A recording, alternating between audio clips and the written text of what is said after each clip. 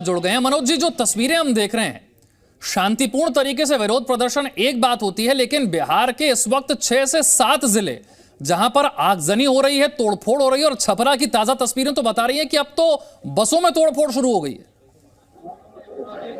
देखिए सर, ये सत्य है कि ये जो 4 साल का केंद्र सरकार ने जो सामने लाया है, ये बहुत दूरदर्शी योजना है।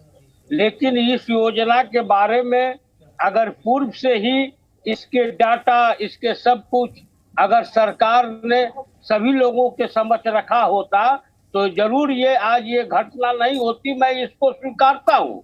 लेकिन लोग, बच्चों को भी, जो युवाएं हैं, जो बेरोजगार की बात करते हैं, उनको भी ये समझना चाहिए कि ये जो आया हुआ है स्कीम, जो आया है, जो सेना के अग्निपथ का जो आया है, उस पर एक अध्ययन करने की जरूरत है। इसके लाभ,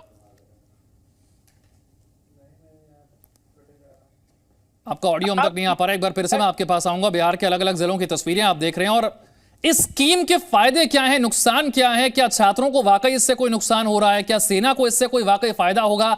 एक ही सिवात साहब से बेहतर कोई नहीं समझा सकता।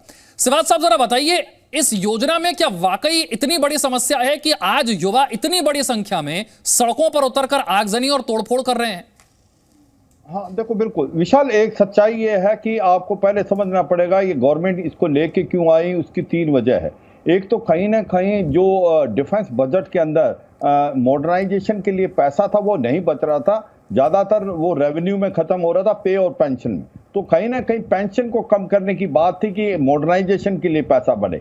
दूसरा कि ये जो कारगिल की जो कमेटी थी उसने भी कहा था कि जो फौज की एवरेज एज है कोई 32-33 साल है, उसको नीचे लाया जाए। तो ये जब 4 साल के लिए आएंगे, फिर दोबारा दूसरे 4 साल के, तो ये अगले 6-7 सालों में आपकी जो मिनिमम और जो एवरेज एज है वो घट के 25-26 हो जाएगी। तो ये 2 फायदे हैं, मगर इसके काफ़ी कमियां हैं, ये सच्चाई है। इसका एक पायलट प्रोजेक्ट चलाना चाहिए, मैं इससे सहमत हूँ। 4 साल के अंदर जो जवान आएगा वो ट्रेनिंग उसको लगता है 1 साल 1.5 साल, और उसके बाद जब तक वो सीखेगा उसको वहां से दोबारा चला जाए।